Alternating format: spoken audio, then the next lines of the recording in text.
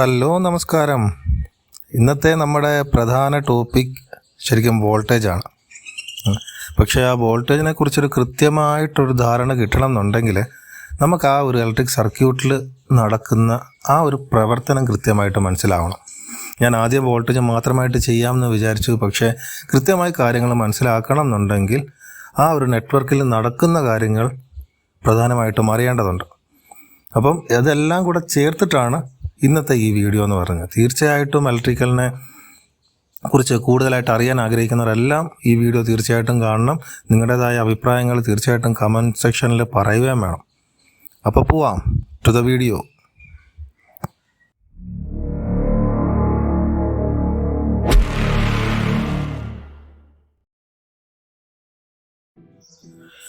ഈ വോൾട്ടേജ് എന്ന് കേൾക്കുമ്പോഴേ നമ്മുടെ മനസ്സിലോട്ട് ആദ്യം വരുന്ന വാക്കെന്ന് പറഞ്ഞാൽ ഫോഴ്സാണ്, അല്ലേ?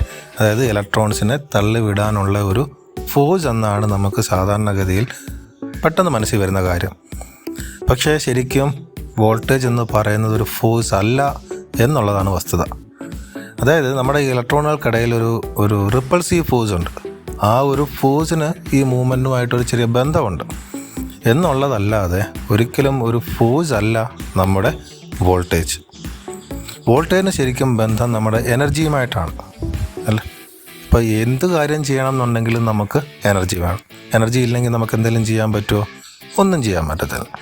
എന്ന് പറയുന്ന പോലെ ഈ ഇലക്ട്രോൺസിൻ്റെ കാര്യത്തിലും അങ്ങനെ തന്നെ. ഈ ഇലക്ട്രോണുകൾക്ക് എനർജി ഉണ്ടെങ്കിൽ അവനൊരു സംഭവമാണ്. പക്ഷേ എനർജി ഇല്ലെങ്കിലോ അവനുണ്ടെന്ന് പോലും അറിയത്തില്ല. ഈ ഇലക്ട്രോണുകൾക്ക് എനർജി സപ്ലൈ ചെയ്യുന്ന വിദ്വാനാണ് നമ്മുടെ പവർ സോഴ്സസ്. ഏതാ? ബാറ്ററി, ജനറേറ്റേഴ്സ്, ഇതൊക്കെ. ഇനി ഇലക്ട്രോണുകൾ എങ്ങനെ എനർജി ആർജിക്കുന്നതെന്ന് അറിയണ്ടേ? കേട്ടോ, നമുക്കറിയാം രണ്ട് ഇലക്ട്രോണുകൾ തമ്മിലൊരു റിപ്പൾസീവ് ഫോഴ്സ്, അതായത് ഒരു വികർഷണ ശക്തിയുണ്ട്, അല്ലേ? അപ്പം ഇലക്ട്രോണുകൾ തമ്മിൽ അടുപ്പിക്കും തോറും എന്ത് സംഭവിക്കും? ഈ റിപ്പൾസീവ് ഫോഴ്സ് കൂടും. അപ്പം ഈ ഫോഴ്സിന് ആനുപാതികമായി ഇലക്ട്രോണുകൾ ഒരു എനർജി ആർജിക്കും. മനസ്സിലായോ? ഈ എനർജിയെയാണ് ഇലക്ട്രിക് പൊട്ടൻഷ്യൽ എനർജി എന്ന് പറയും. അതായത് നമ്മൾ സാധാരണ പറയാം നമ്മുടെ ഇലക്ട്രിക്കൽ എനർജി. അപ്പോൾ അങ്ങനെയെങ്കിൽ ഒരു പോയിന്റിൽ ഇലക്ട്രോണുകളുടെ എണ്ണം കൂടിയാലോ അവ തമ്മിലുള്ള റിപ്പൾസീവ് ഫോഴ്സ് സാധാരണഗതിയിലൊക്കെ കൂടുതലായിരിക്കും. അപ്പം ഓരോ ചാർജും കൂടുതൽ എനർജി കൈവരിക്കും. മനസ്സിലായോ? അങ്ങനെ ഓരോ ചാർജിൻ്റെ കയ്യിലുള്ള പൊട്ടൻഷ്യൽ എനർജിയെയാണ് ഇലക്ട്രിക് പൊട്ടൻഷ്യൽ എന്ന് പറയും. നമ്മൾ പറയാറില്ലേ ഹൈ പൊട്ടൻഷ്യൽ, ലോ പൊട്ടൻഷ്യൽ എന്നൊക്കെ. എന്താ ഹൈ പൊട്ടൻഷ്യൽ? ഹൈ പൊട്ടൻഷ്യൽ എന്ന് പറയുന്ന പോയിന്റിൽ ഇലക്ട്രോണുകളുടെ ഊർജ്ജം കൂടുതലായിരിക്കും. അതേപോലെ ലോ പൊട്ടൻഷ്യൽ എന്ന് പറയുന്ന പോയിന്റിലോ അവിടെ ഇലക്ട്രോണുകളുടെ ഊർജ്ജം കുറവായിരിക്കും. മനസ്സിലാകുന്നുണ്ടോ? അപ്പോൾ നമ്മളിവിടെ പറയുമ്പം ഇലക്ട്രോണുകൾ അല്ലെങ്കിൽ ചാർജ്, അപ്പം ഈ ചാർജും ഇലക്ട്രോണും തമ്മിലുള്ള ബന്ധം അറിയാമല്ലോ, അത് മറന്നു പോകരുത്. നമുക്ക് അറിയാത്തവരാരെങ്കിലും ഉണ്ടെന്നുണ്ടെങ്കിൽ നമ്മുടെ ആ കറണ്ടിൻ്റെ വീഡിയോ കണ്ടു കഴിഞ്ഞാൽ കുറച്ചും കൂടി ഈ ഇലക്ട്രോൺസിനെയും ചാർജിനെയും കുറിച്ചുള്ളൊരു ഐഡിയ നമുക്ക് കിട്ടും. ഈ സാധാരണഗതിയിൽ നമ്മുടെ ഇലക്ട്രോണുകളുടെ കയ്യിൽ ഊർജ്ജമൊന്നും കാണത്തില്ല. കാണോ? ഇല്ല. അപ്പം നേരത്തെ നമ്മൾ പറഞ്ഞ പവർ സോഴ്സ് ഇല്ലേ, അവൻ എന്ത് ചെയ്യും? ഒരു എക്സ്റ്റേണൽ എനർജി ഉപയോഗിച്ച്, അത് മേ ബി ബാറ്ററി ആണെങ്കിൽ കെമിക്കൽ എനർജി ആവാം, അതേപോലെ തന്നെ എന്താ പറയണ്ടേ, ജനറേറ്റർ ആണെന്നുണ്ടെങ്കിൽ മെക്കാനിക്കൽ എനർജി ആവാം. അപ്പം ഇങ്ങനെയുള്ള നോൺ ഇലക്ട്രിക്കൽ എനർജി ഉപയോഗിച്ച് സോഴ്സ് എന്ത് ചെയ്യും? ഒരു പോയിന്റിലോട്ട് ഇലക്ട്രോണുകളെ കൂട്ടും. അങ്ങനെ ഇലക്ട്രോണുകളുടെ എണ്ണം കൂടുമ്പോൾ എന്താ സംഭവിക്കുക? ഇലക്ട്രോണുകൾ ആർജിക്കുന്ന പൊട്ടൻഷ്യൽ എനർജി കൂടും. അതായത് ആ പോയിന്റ് ഹൈ പൊട്ടൻഷ്യലായി എന്ന് പറയാം, അല്ലേ? അപ്പോൾ സോഴ്സിൻ്റെ രണ്ട് പോയിന്റ് എടുത്താലോ, ഒന്ന് ലോ പൊട്ടൻഷ്യലും ആയിരിക്കും, മറ്റേത് ഹൈ പൊട്ടൻഷ്യലും ആയിരിക്കും. അങ്ങനെയെങ്കിൽ ഈ രണ്ട് പോയിന്റുകൾ തമ്മിൽ ഒരു പൊട്ടൻഷ്യൽ ഡിഫറൻസ് ഇല്ലേ? ഇങ്ങനെ സോഴ്സ് ഡെവലപ്പ് ചെയ്യുന്ന പൊട്ടൻഷ്യൽ ഡിഫറൻസിനെയാണ് EMF അഥവാ ഇലക്ട്രോ മോട്ടീവ് ഫോഴ്സ് എന്ന് പറയുന്നത്. മനസ്സിലായോ? ഇവിടെ ഈ ഫോഴ്സ് എന്ന വാക്കാണ് നമ്മൾ ശരിക്കും ചുറ്റിക്കുന്നത്. പക്ഷെ കൺഫ്യൂഷൻ ഒന്നും ആവണ്ട, അത് ഫോഴ്സ് അല്ല. ശരിക്കും എന്താണ്? ആ സോഴ്സിൽ ഡെവലപ്പ് ചെയ്യുന്ന എനർജി ഡിഫറൻസ് ആണ് ശരിക്കും ഈ EMF എന്ന് പറയുന്നത്. ഇപ്പോൾ ഹൈ പൊട്ടൻഷ്യൽ എന്ന് പറഞ്ഞു കഴിഞ്ഞാൽ എന്താണ്? Potential energy per unit charge high ആയിരിക്കും. ലോ പൊട്ടൻഷ്യൽ എന്ന് പറയുമ്പോഴോ potential energy per unit charge low ആയിരിക്കും. അപ്പോൾ EMF എന്താ? Difference in potential energy per unit charge. അതായത് നമ്മുടെ ഹൈ പൊട്ടൻഷ്യലും ലോ പൊട്ടൻഷ്യലിനും ഇടയിലുള്ള ആ ഡിഫറൻസ്. മനസ്സിലാവുന്നോ? അപ്പം ഈ പൊട്ടൻഷ്യൽ എനർജിയുടെ യൂണിറ്റ് എന്താ? ജൂൾ, അതായത് എനർജിയുടെ യൂണിറ്റ് ജൂൾ. ചാർജിൻ്റെയോ കുളോം. അപ്പം ഇ എം എഫിൻ്റെ യൂണിറ്റ് എന്താണ് ശരിക്കും? ജൂൾ പെർ കുളോംബാണ്. അതാണ് നമ്മൾ വോൾട്ട് എന്ന് പറയുന്നത്. മനസ്സിലാകുന്നോ? ഇപ്പം നമ്മളൊരു 12 വോൾട്ടിൻ്റെ ഒരു ബാറ്ററി എടുത്തു, അത് ഫുൾ ചാർജ്ഡാന്ന് പറഞ്ഞു കഴിഞ്ഞാൽ അതിന് അർത്ഥം എന്താണെന്നറിയാവോ? ആ ബാറ്ററിക്കകത്തെ ഓരോ ചാർജിനും 12 ജൂൾ ഓഫ് എനർജി ഉണ്ട്. അതാണ് ശരിക്കും അതും കൊണ്ട് അർത്ഥമാക്കുന്നത്. എപ്പോഴും ഈ ഇലക്ട്രോണുകളുടെ സഞ്ചാരം എന്ന് പറയുന്നത് ഹൈ പൊട്ടൻഷ്യലിൽ നിന്നും ലോ പൊട്ടൻഷ്യലോട്ടായിരിക്കും, അല്ലേ? ഓർത്തോണം, നമ്മളിവിടെ ഹൈ പൊട്ടൻഷ്യൽ എന്ന് പറയുമ്പോൾ എന്താണ്? ഇലക്ട്രോണുകൾ കൂടുതലുള്ള പോയിന്റിനെയാണ് ഹൈ പൊട്ടൻഷ്യലായിട്ടും കുറവുള്ള പോയിന്റിനെ ലോ പൊട്ടൻഷ്യലായിട്ടും കാണും, അല്ലേ? പക്ഷേ ചില പുസ്തകത്തിലൊക്കെ നേരെ തിരിച്ചും പറയാറുണ്ട്. അതായത് ഇലക്ട്രോൺസ് കൂടുതലുള്ള പോയിന്റിനെ ലോ പൊട്ടൻഷ്യലായിട്ടും ചില പുസ്തകങ്ങളിൽ പറയാറുണ്ട്. അത് നമ്മുടെ ഈ പോസിറ്റീവും നെഗറ്റീവും സൈൻ ഉണ്ടാക്കുന്ന കുറേ പ്രശ്നങ്ങളാണ്.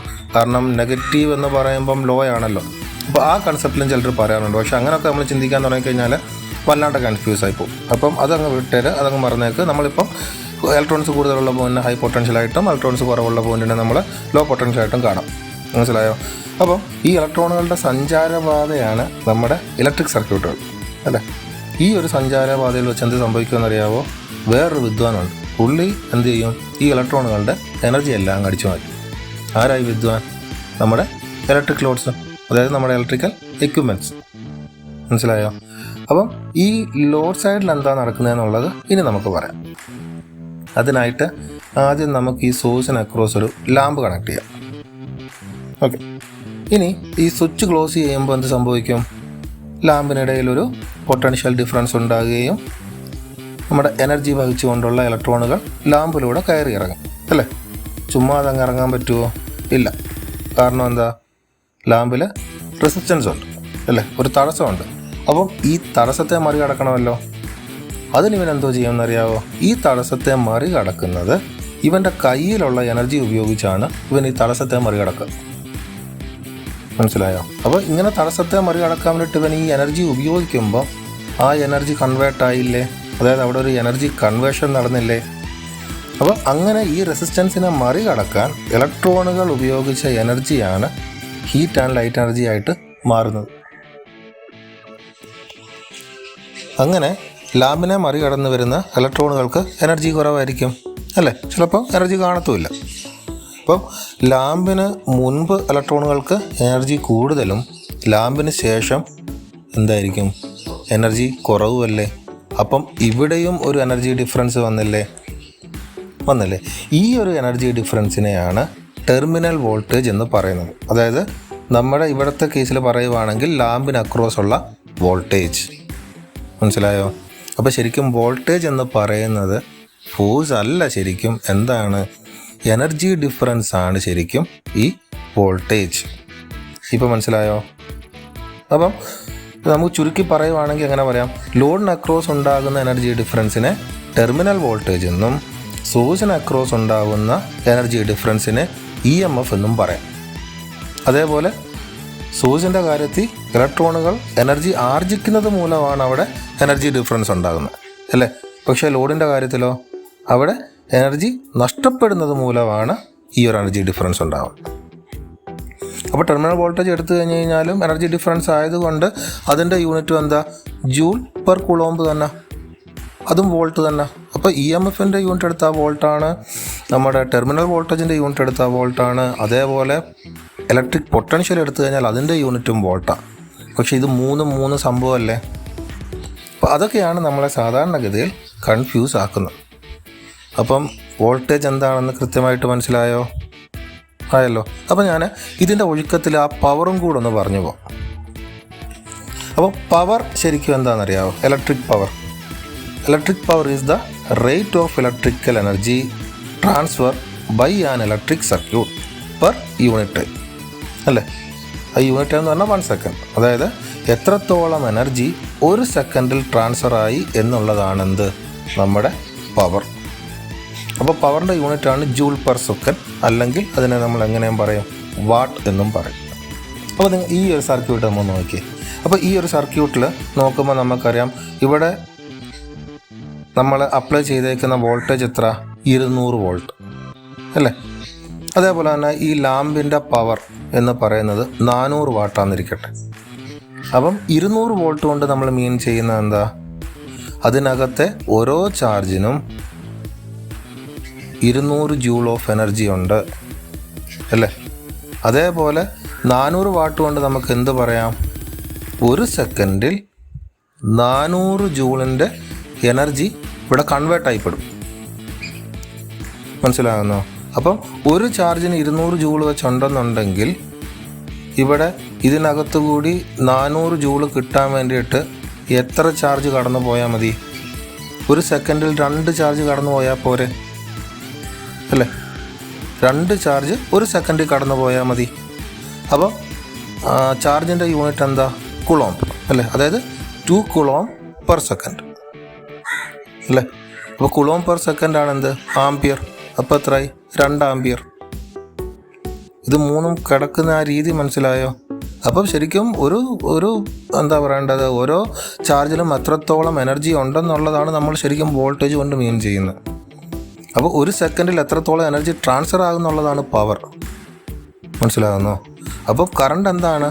എത്ര ചാർജ് കടന്നുപോയി, അതാണ് ശരിക്കും എന്ത്? കറണ്ട്. അങ്ങനെയാണ് ഇത് മൂന്നും തമ്മിൽ റിലേറ്റഡ് ആയിട്ട് കിടക്കുന്നത്. ഇനി നിങ്ങൾ തന്നെ ഓരോരോ എക്സാമ്പിൾ വെച്ചിട്ടൊന്ന് നോക്കിക്കഴിഞ്ഞ് കഴിഞ്ഞാൽ കൃത്യമായിട്ട് ഈ 3 എണ്ണത്തിനെ നിങ്ങൾക്ക് മനസ്സിലാക്കിയെടുക്കാൻ പറ്റും.